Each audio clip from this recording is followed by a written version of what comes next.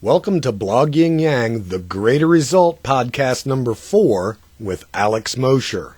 This podcast is brought to you by Fun.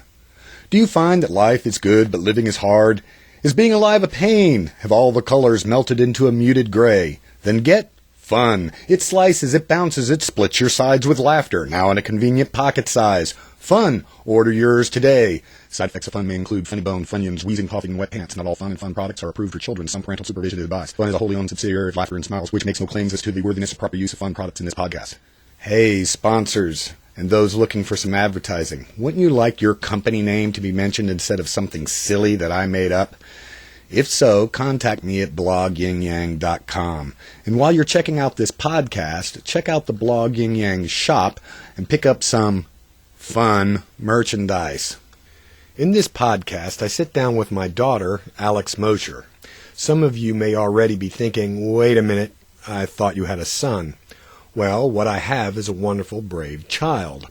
Alex was born male, but several years ago went through all the necessary tests to confirm something that Alex had known since early childhood, that internally, Alex was female. Alex expressed this to me in 2010. I've always been proud of Alex's intelligence and self-determination, so I had no reason to question her. I admit, as a parent with future visions of a family of grandchildren gathered around a Christmas tree, it took an adjustment. We are all reluctant to let go of dreams in the face of realities. But I fully supported Alex at the outset, and within a week new visions of the future began to unfold. During the initial conversations about Alex's feelings and choices, one statement she made struck me and stays with me to this day. We were debating the different reasons why things turned out the way they did. A little research shows that modern science views at least 5 reasons why an individual may be transgendered. Without going through all of them, they basically reduce to some genetic considerations, variations or inaccuracies of X and Y chromosome combinations, even a double X with a Y, or it may be the result of imbalanced hormone delivery during gestation, be it too much or too little male or female hormone delivery at different phases of the pregnancy. We are all a little bit both female and male. If the right hormones or the right amount of hormones are not delivered at the right times, imbalances occur. Alex's mother was at high risk of miscarriage, and the prevailing treatment at the time were heavy doses of estrogen, a female hormone. Regardless, during this discussion, Alex said, and I am paraphrasing, "It doesn't matter to me why or how. Even if it was the estrogen, if that is what it took for me to be here, to be alive, I'm fine with it, and I'll take whatever comes from that." What a clear-headed, brave soul Alex is. One of my goals with the Greater Result podcasts is to get the guest or guests to talk about anything, to allow the conversation to ramble. We are all multifaceted beings with more than one note to sing. Of course, Alex and I will discuss LGBT considerations, but we also talk about technology and the technological singularity, change, the curmudgeon effect. I wrote a blog post about that if you need to get up to speed, which is linked to in the text that accompanies this podcast on blogyingyang.com, as well as discussion about socioeconomic considerations and a few other things. Well, enough lead-in. This podcast was recorded on Friday, March 14th, 2014. This is Blog Yin Yang, the Greater Result podcast number 4 with Alex Mosher. Blog Yin Yang! First, thanks for doing it. No problem. Because this is cool. Yeah. No, when you told me about you were doing the podcast, I was really excited. I thought that was really interesting, and I'm glad to be able to help out. Yeah. But one thing I wanted to say to you is I have been fascinated, and it has struck me for the last couple of years of how immensely brave you have been in dealing with the things that you have, or not just dealing with, but also just selecting the course you have chosen for yourself.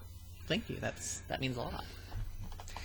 It's just something I have wanted you to know, because I find it there's that's the whole discussion these days in terms of like LGBT and stuff like that, is the football player finally comes out and he's gay and oh my gosh, he's going to lose his job or whatever.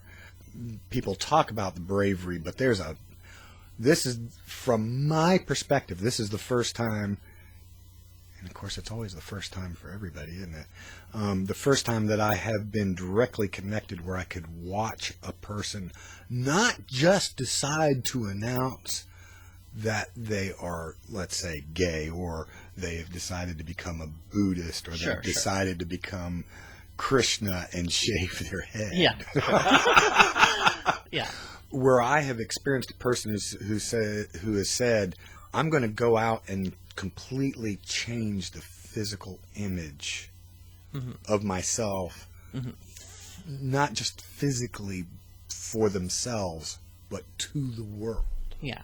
It's definitely a different level of adjustment that other people have to make. It's a different level of adjustment that you have to make yourself. And I mean, you know, I guess it does take a lot of some degree of courage, but I mean, it's not. The whole environment is so completely different now in terms of, you know, coming out, or it's just a much more supportive environment now. There's, even in just the past 3-4 years, there's been this kind of sea change in terms of, you know, is it acceptable to ostracize people because of their sexual orientation or their gender identity or whatever. And it's just, there's been a kind of a fundamental change in culture where it's not acceptable. And I think about, you know, the level of bravery that people would have to have even just like 60 years ago, when, you know, when being gay was illegal. And of course, transgender people were the people who were most easily singled out under those laws because you are going out and presenting in a completely different way. You're not just a straight acting gay man who is walking down the street doesn't look any different from any other straight acting man. But, you know, a trans woman who isn't necessarily passing, who's walking down the street, is just flat out more vulnerable to, you know, anyone who might not, you know, agree with that. And so, and then that's why there's that whole pressure to kind of, to pass, to not, to go stealth, to kind of, you know, come out to people who knew you from before your transition, but then to kind of, like, you know, pretend like that never happened, which is something, you know, I've been conscious of not doing. You know, I try to pass as well as I can, but I'm still very honest about the fact that I am transsexual and transgendered. And because I think that it's important, even if I'm one of those lucky few who could just disappear and no one would be able to tell the difference, I think that, you know, I can be a source of inspiration, you know, not because what I've done is particularly, like, special, but just because, you know, someone who's going through that process now can see, oh, here's someone who did that, and it turned out okay for them. I have a friend who is a female to male transsexual, and he's going through, you know, the early stages of transition right now. Mm-hmm. And just, you know, even just knowing anybody who's been through the same kind of thing makes it not that difficult. That you can see that they were successful in doing it, and you can draw from their strength. And so and I'm glad that things are changing in that way. You mentioned just kind of like disappearing, or you used another phrase, but like being under the stealth is what they call it. Yeah. The reason there is so much trouble from the past, from, like you said, 60 years ago, is because of that because of that necessity to be stealth. Mm-hmm. Why, if things are changing, would anyone want to? I mean, you said just kind of casually that you kind of try to, and I understand, because I see it from your holistic position. Like, you've got to go visit your grandmother who can't wrap her brain around it. So, okay, you try and be a little stealthy there. But isn't the stealthiness what is the pressure and the problem for anybody who's different? Be it a Cary Grant, who was gay. Yeah, for sure. And went through his entire more masculine than masculine movie career. It's usual, kind of. At having to hide what he really was. Now, maybe it didn't create any problems for him, and I guess if somebody was paying me millions and millions of dollars, I could find a way to smooth over the wrinkles. But now you've got, who plays Gandalf? Ian McKellen. Ian McKellen. Who's very out. Like, very out. I'm gay. Yes. But of course, there was a time when he did come out, and that was a big thing at that time in the 70s when, you know, it seemed like he was at the peak of his career. Then, obviously, had no idea that he was going to go on to make these tremendous movies and stuff. But he was, I mean, it was a big deal for him to come out, and he only came out because there was a very oppressive a law that was being pushed through the legislature in the UK, and he's like, I have to come out in order to take a stand against this. But stealth in the context of transgender people doesn't mean like that you're like say if you want to present as your assigned gender rather than your felt gender because you have to go to a job interview or something, or like you said with my grandmother, even though that's not necessarily the case with her.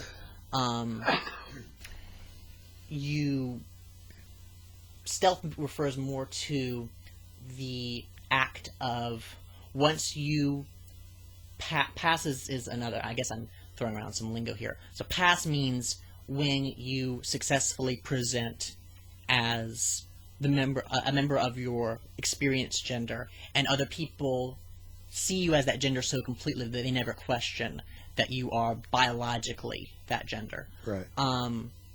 And a lot of people want to get to that state in terms of their transition simply because, yes, there's obviously been a change in the overall culture, but you're still, especially, we live in the South, there's still a lot of obstacles and just practical obstacles that come in your way in terms of getting a job, for example. There's legislation that has been in the trying to get passed for years, and it's finally in the final stages of getting pushed through about making gender identity a characteristic that cannot be discriminated against in an employment kind of context, right. The same way that race currently is. Right. And so that is a reason why, once someone's gotten their ID changed and all their documentation changed, and they completely visually and socially pass as their experienced gender, that they don't want to bring up their past, and they just want to live completely in that role, which is fine, but. And I understand for employment reasons, and especially if you live in less accepting parts of the world where there's certainly a greater risk. I can totally understand why you would want to do that. I just personally don't want to. Not that I couldn't do that, but I just don't want to because I want to. Not that it's dishonest to hide that, because everyone has the right to privacy, and that's certainly a very private kind of thing. But that like I said, I want to be able to express that courage of just being out there, because then if you a lot of trans people probably before they come out probably see other trans people just walking down the street, and they might not know it because they're in stealth quote, I'm doing air quotes, stealth mode, and they can't draw courage from that because they say, oh, that's just a cis person. Cis is of course considered the opposite of a transgender person, is a person who had a different gender assigned to them at birth than what they experienced, whereas a cis person, there is a continuity between the gender they were assigned at birth and the gender they experience. They think, so in other words, what in my day we called them a sissy, or it was a person who a male who had effeminate qualities. Yeah. But a cis in this case, I'm saying CIS. Okay. So it comes from Latin. Trans is the Latin prefix that means going across. Cis is the Latin prefix that means on the same side. So a cis person is someone who isn't transgender, basically. So they might see a trans person who's stealth walking down the street and think that's a cis person, and then that's just going to make them feel less comfortable about their own transition. But if they see someone who maybe not at first glance looks like they're trans, but once they get to know them, they're open about the fact that they're trans. Yeah. They can that encourage them to say, oh, well, maybe I can I can come out to, and things get better. Yeah, yeah. I've been watching lately a little show. Some people may have heard of it. How I Met Your Mother. Which has got nothing necessarily to do particularly with trans or transgender or anything like that. But it is amazing to me how acceptable it is. Open sexual relationships are acceptable now. Mm-hmm.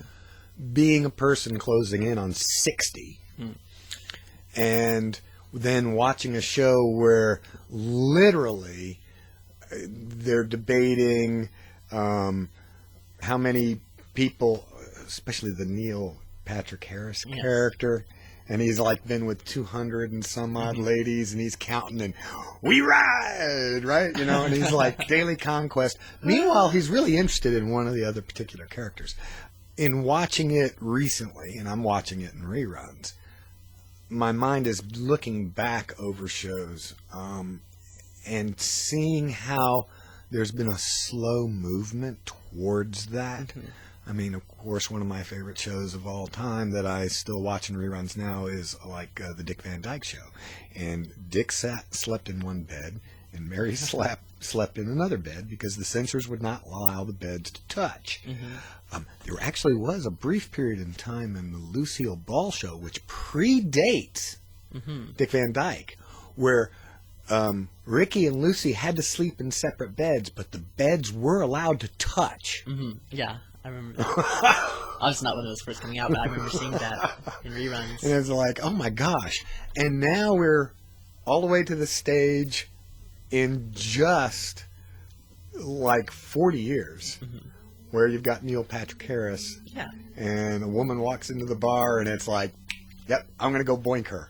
Yeah. And I mean, I personally think that's great. I think that the kind of tying it back in, you know, gay liberation, you know, the sexual revolution, sexual liberation, you know, women's liberation, you know, I think these are all these kind of general cultural forces that come from the opening of society, the opening of communication, and, you know, not clinging to kind of these kind of dogmatic concepts of what it means to be human, what it means to be civilized or in society, how do we interact with each other, but being able to be more honest about, you know, what it is to be human, how we feel about each other as individuals and as a society, and communicating those feelings. And it just leads to kind of a societal structure where I think that now more than any other time in history, it's possible for people to live the kind of lives they want to live. Two things. Will the backlash continue indefinitely? That is, and you and I have been talking about my theory on the curmudgeon effect. Yes. That Plato complained about the rebellious young kids, and they have no respect for their elders and their teachers, and they gobble down their food, and they talk in places of exercise, and just those kids, and it's only because he was an older guy.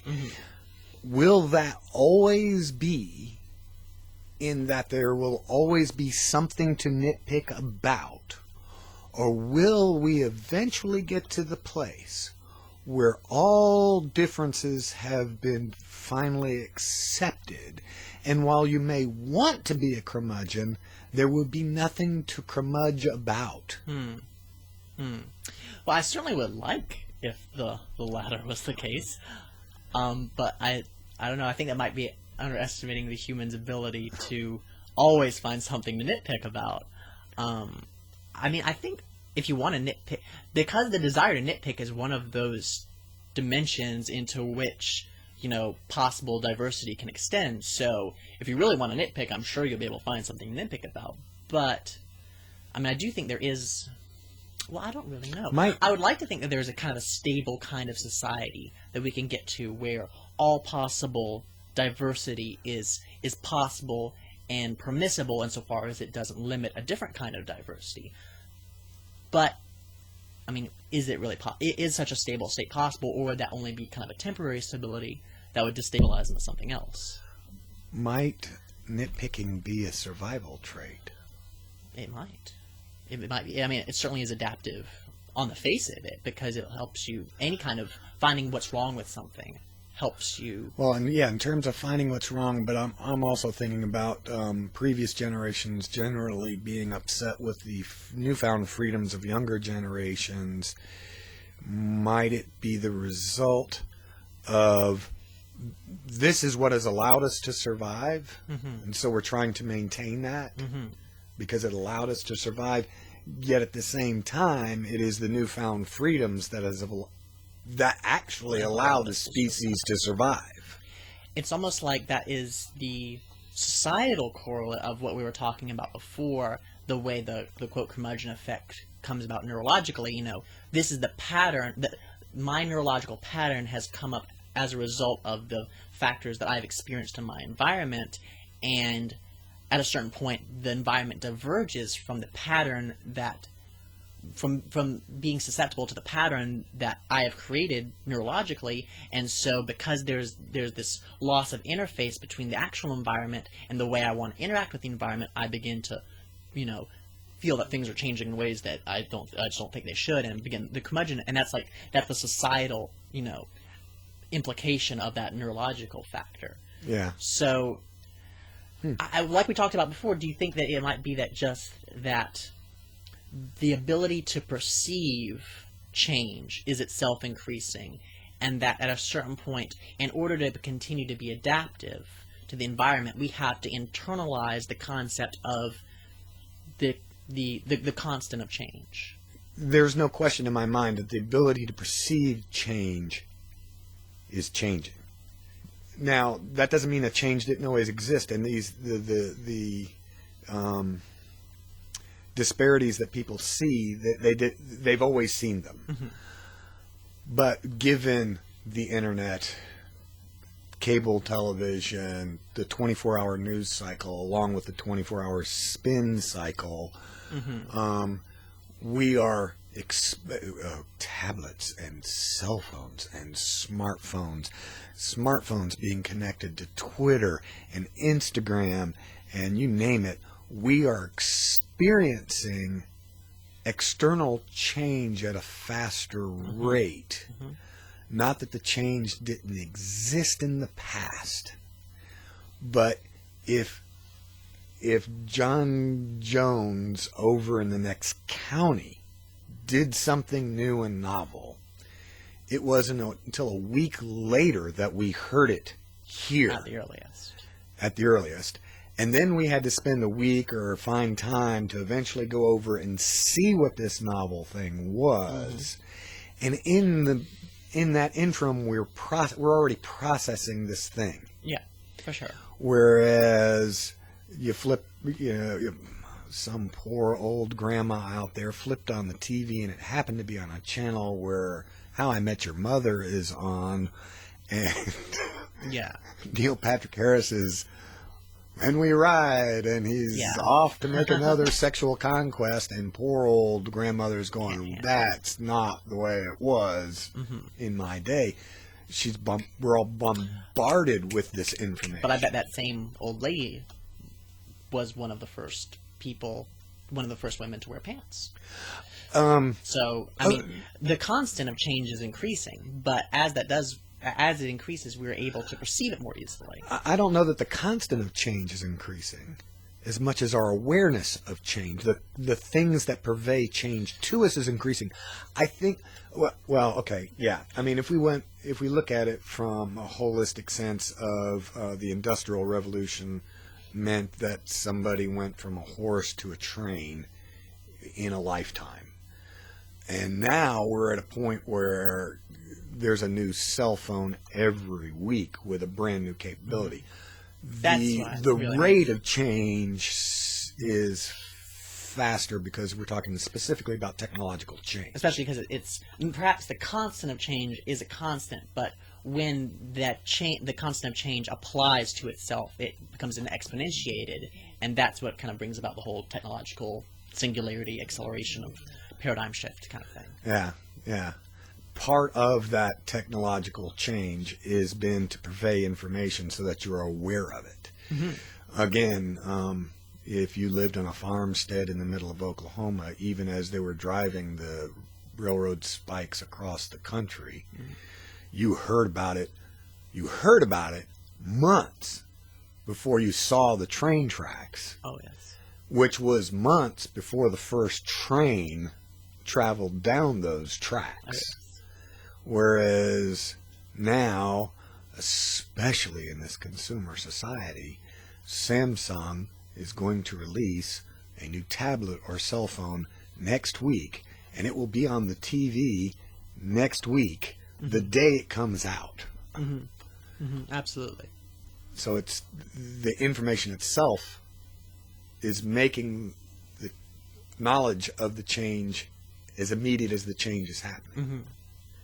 And that leads to the whole concept of, at what point does paradigm shift become so rapid that humans themselves cannot keep up with? And a lot of people say that's a potential limiting factor of the singularity, the idea that, well, yes, theoretically changes can happen at such a high rate, but a human's ability to integrate change is a fixed capacity, and at some point the rate at which changes happen will exceed humanity's ability to integrate those changes. That goes to something that you and I were talking about before we started recording, and I may or may not fill in my audience of two. That there's going to come a point where technological singularity or otherwise, the machines, the computers, the programming, and the programmers are going to be able to ascertain things that while the machines understand it, they can actually break that information down. There's not going to be any way for the machine to explain it to the humans who created the machines that understand it. What was it that it's called the Eureka program that discovered the mathematical formula for the double pendulum? And the way it does it is it tries a formula and then takes what works and then tries a little more and tries a little more, and eventually no mathematician, I mean even the greats, even Brockie and Newton, could never figure out what the formula for the double pendulum was. But now there's a computer that figured it out. It understands it. Now fortunately it can express it mathematically so that we can look at it and go, we understand what you created. But there's going to come a point where it's going to create something that we're going to go, we don't get it. Actually, we are already at that point. I just read a article last week. The name of the mathematician escapes me, but this mathematician came up with this problem, I think in like the 20s of the last century, that it was some mathematical problem having to do with infinite sets, I think. And, they have these automated algorithm solvers nowadays to try and come up with proofs to mathematical problems, and they set this program out to try and solve this particular mathematician's to come up with proof of this mathematician's theorem, and it produced a solution that exceeds the size of the entire text of Wikipedia. So it's literally, it might be, and it's the scope of a great human undertaking like going to the moon, might be possible for humans to check this proof. But this is just the latest, tip of the iceberg. The next proof that program comes up with will almost certainly be beyond human mathematicians' abilities to check it. Which brings up, in the article I was reading, they brought up the interesting question of, if it's a proof, but no human can check the proof, is it really a proof? Exactly. There's going to come a point where we almost have to trust the machines or not trust them. We're going to have to draw the line. You and I were talking earlier about dimensions beyond the third and the fourth dimension. And when I was a kid, we were all taught that time was the fourth dimension, and now they're saying, no, that's not the case. Time is part of space. That there is a fourth dimension, a fourth physical space. And as soon as you get into the fourth or the fifth, that's when you start to get the tesseract, which is a three-dimensional representation, or actually a two-dimensional representation of a four-dimensional object. It's expressed a shadow. In 3 dimensions. Right. It's a shadow. It's a shadow of it. It's not the actual thing. But at some point we may develop machinery that can actually exist in that dimension, and so see it in its real self. Mm-hmm. Those machines will never be able to express it to us because we can't go there with the machine. Directly, but they still, artifacts of their culture may come to influence artifacts of our culture. And that's what I'm saying. We'll either have to accept when they're going, okay, the Tesseract is real and it looks like this, and we go, yeah, that looks like the same three-dimensional picture that everybody's always drawn for us. Mm-hmm. And they have to then say, the machines then say, well, yeah, but believe us, it's really out there. That's a proof that we have to ask ourselves, is it a proof? We will either have to say, we accept it. We accept that you can see, you can experience, you can understand something that we can't, and we will believe you, or will a curmudgeon effect step in, and people will go, no, you're speaking gibberish. Anything that you say about that, we're not accepting. But there's people who are alive today who could listen to what we're talking about and say we're speaking gibberish. But There's probably one of my two listeners is probably going, they're speaking gibberish, I'm turning this thing off. but there's a Hermetic maxim that says there isn't anything so hidden that it can't be known by its fruits. So yes, it may be that the machines will initially say, oh, well, this is what these higher dimensional objects are like, and some people will have to just take it for granted that they're either right or they're wrong, or they'll have their curmudgeon effect or they won't. If those higher dimensional realities become integrated into those machine beings, then it will have an effect on their culture such that even the parts of their culture that are completely contained in our kind of three-dimensional society will be able to detect those changes and will be able to know what those higher realities are like through their effect. Oh, me being a geek, technological, I'm waiting for it all to happen. To me, there's no question that that's going to take place, that whatever it is that the machines, the computers find that is beyond human intelligence, they will distill it down into usable things. The viable nanotechnology that solves broken knees, viable nanotechnology that, or sensor technology that pre-identifies a transgender case.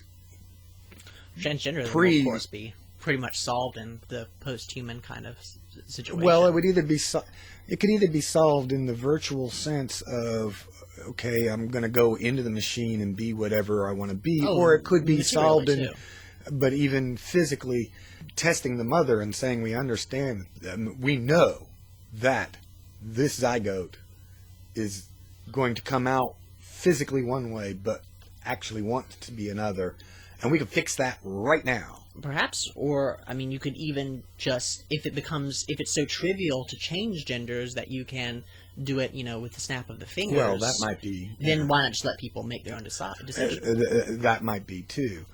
The technology that the machines find, or the answers that machines find, the whole goal of having them is for that information to filter into our regular daily lives. Which doesn't necessarily mean that we'll understand how they arrived at it. And then which will kind of lead us to kind of a similar situation that we're still in right now. There are people who believe the Earth is only 6,000 years old. There are people who believe that the Earth is flat, who explain the photographs from the Apollo mission because the Earth is a plate.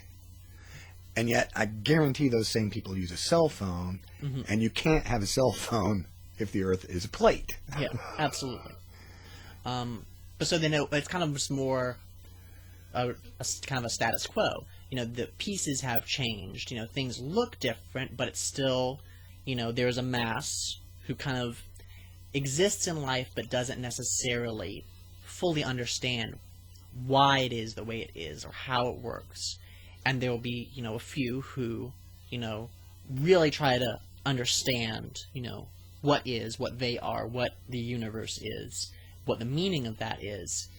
And like always, kind of like the traditional shaman in the tribe, they will go to that other place. They will have that other that realization, and they'll try, like Prometheus with fire in his reed, try to bring a piece of it down to the other people. And yes, they will get fire, and their lives might improve. But will they really understand what it means that they have fire? Yeah. Not necessarily. But I mean, I think that's probably the best that we can hope for. Well, and like you and I were talking about again before the recording, but I'll fill everybody in a little bit. I'm reading a book by Michio Kaku, and he's talking about that the human is evolved as much as really we're going to evolve. That physics and even evolutionists feel like that we've kind of hit a stable state. One, we have removed predators, which tend to cause we're the evolution. apex predator. Right. We've removed those. And then he looks at the human body, specifically the human brain, from laws of physics. And like, okay, you can't make the brain, despite what we may talk about, the gray aliens with the super big heads and the big bulging eyes, we can't make the brain bigger because it would cost too much in energy production in order to support it. It would cost too much in heat production of what that brain would produce and the ability to dissipate the heat. How those big-headed gray aliens get born out of those very, very tiny pelvises that they all have is beyond me. Although we've never seen a gray lady alien, so we might not know. They may be very... Oh, they maybe like queen bees, so they're all perhaps tiny-headed and big butts, and why not? All that ever comes down in space are the guys with the big heads and the little butts. Hey, why not? Maybe they're the workers. Maybe they go do things like an ant colony. Yeah, but that the human has hit the apex of its evolution. The machines would biological evolution. Biological evolutions. The machines would be the next evolution that we would actually create, and we might use the machines to enhance. For instance, what we can't do by enlarging our brain, we might actually attach outside devices, which is already beginning, and Google Glass and things like that. Well, I'm thinking even more directly. Oh, absolutely. A question of direct is better. Our artificial hippocampus and artificial lobes. But I'm saying it's beginning now, even. Google Glass is beginning. The amazing frontiers in prosthesis. Oh, yes. And they have skin sensing. That are able to actually detect touch, and you can feel pressure with your prosthetic limb. And, of course, just a few months ago, the first bionic eye was also approved by the FDA, which is, again, whoever would have thought that in our lifetimes, that something like that. I kind of knew in my lifetime that eye would come because of the It was a long time coming. It was a long time coming, but because of the artificial ear, the cochlear implant, the eye seemed... It's amazing how some of these things we think of as complex, and then you think about them for a moment and you realize they're simple. I remember, of course, this before your time, but I remember the first artificial heart transplant. And I remember seeing an interview with the doctor on the news, and he was just saying the heart's a pump. Of all the things to transplant, this is not like the lungs. This is not like the liver, which are chemical processing plants. The heart is just a mechanical pump. But at the time, we all thought, oh my gosh, how could you possibly take out a living person's heart? I mean, for thousands of years, I mean, Mary Shelley knew that, at that time they understood enough about anatomy that, they could see where the valves and things would go back together, but still almost 100 years before the first successful heart transplant. Oh, yeah. And have you heard about they have just recently accomplished the first successful artificial heart transplant with a completely mechanical heart that doesn't actually pump. It has fans, and we'd had artificial hearts for quite some time. So you're talking about totally self-contained. It's just a machine. It's just it's an entire replacement unit for a human heart that is mechanical, which is something that hasn't been around for too long, I don't think. And it's pretty remarkable because person doesn't have a pulse. Their blood just continuously flows throughout their Oh, body. okay. So it's a different kind because we have had artificial hearts, and for the first ones required some hookup from the outside. Then they got small enough where they could go inside, completely inside, although you might have a battery pack embedded in your skin so that they could replace the power cells. But now you're talking about they've just totally redesigned how the artificial heart works so that the person now works in a different way. It just uses a fluid pump so they don't have a pulse. They don't have a pulse, which is interesting. And, that makes you even think about performance gains, not just repairing defects, but, could an athlete with a artificial heart like that doesn't pump but just continuously causes blood flow, would that actually be possibly more efficient than the way biological hearts work? Even the perfect machine who's doing a workout is eventually going to break down in some way or another. So. Yes, eventually it is. There's a fascinating commercial, and this is something that has always been I have thought about for many, many, many, many years. Fascinating Maytag commercial about the refrigerator. And they use a guy as a metaphor. He's standing where your refrigerator would normally be, and he's jogging. And he starts complaining about the toaster, which, you only cut that on once a week or so. The refrigerator has to run all the time. The refrigerator always has to run. TV, you just come home, you watch it for a couple hours, and you turn it off. The refrigerator runs 24 hours a day, 7 days a week, 365 days a year. Sure. And so there are machines that eventually your refrigerator breaks down, but we do have machines, I'm sure, like auto manufacturer robots, go and go and go and go and absolutely. go and go and go. Absolutely. A completely different scale of performance possible machines. But I'm saying on cosmological time scales. They will break down. Entropy eventually gets you, but Yeah, no doubt about that. Is there anything in particular that you wanted to talk about? No, not really, other than I got this really awesome mug here from your blog. It's what did we decide that this creature was called? A Thundernix? Well, it's a cross between a thunderbird and a phoenix, so it's either a phoenibird or a thundernix. Or a thundernix, yeah. It's really a great mug, and I just wanted to plug your. Everyone should go to blogyinyang.com and check out these. This is really cool. I really like this. Well, good. Well, thank you so much for taking the time to be brave enough to talk for a moment, at least, about your being transgender I'm very glad what to will talk be about a it. public place. Although, like I said, there's only 2 listeners, so don't worry about it too much. Hopefully, okay. Maybe we'll get 3 out of this. And now I look on your. I saw quite a few views on the YouTube version of the podcast when I looked the other day. Yeah, I'm still doing them as YouTube. I'm still pushing for sponsors. I want to get a proper iTunes channel at some point. But to do that, you have to have a podcast host. And man, I wish I was one of those nerds 10 years ago or 20 years ago who thought to set up a host device for video or a host device for audio, and I could just sit back now and say, pay me $120 a year, and you can do all of what you ever want to do. And I got thousands of these people paying. God, I wish I'd been one of those nerds.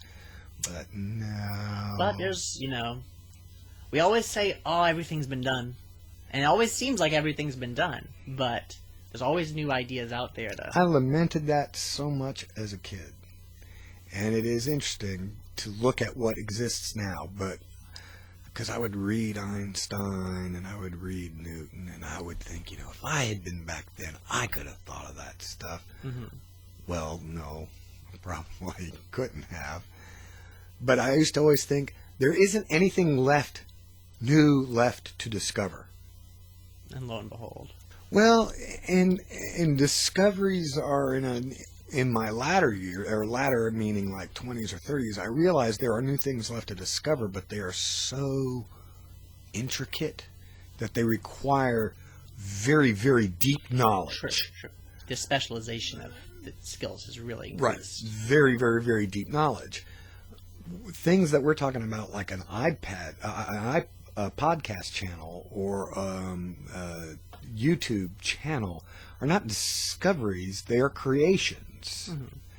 They're just a recognition that, okay, this thing exists and it can do this, and I bet in time.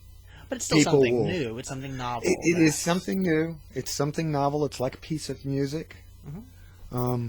A little bit more commercial. People will pay me for this versus a piece of music, which people will pay you for a piece of music, but sometimes you just write a piece of music because you rather write a piece of music. Yeah, no, totally. And I mean, that's kind of why, even though it would be nice to be one of those people, we don't, simply because of the amount of money they have because of it, we don't think about them in terms of, would you really rather be the person who has a holding company, who has some investments, and who hires people who ultimately make this person, $1 million paycheck a year, or would you rather be someone who maybe isn't so wealthy, but, made a piece of art that's resonated with people and lasted? Yeah, that's an individualistic thing. For me, I would rather be... that's partly what these podcasts are about. Okay, it would have been nice to have been the guy who thought to come up with the podcast channel or the podcast host. But for me, it's about the collaborative effort and creating something that is intangible and perhaps even at times difficult to sell. Mm-hmm. What I would really... the big thing in my life would be creating something that when it comes time to leave the mortal coil, to be able to go, but that will be around. Yeah, exactly. That's what really, I think, really matters. And, when the new world economy comes around and scarcity is, not really an issue anymore, the people who have creative assets, who have touched other people with their words or their thoughts or whatever, that will be the only currency that matters. People who made their whole life just manipulating money, basically, that they have no value in that kind of economy. So, provided it does actually come to that. You and I have talked about that a lot, and the money guys are going to try real hard to keep the money thing going for as long as they possibly can. Oh, yes. As we've seen now in the events of the world today. Oh, yeah. Although eventually there's going to be a give and take, or there's got to be a not just give and take, but a collapse of that system. I was talking about that with Dan.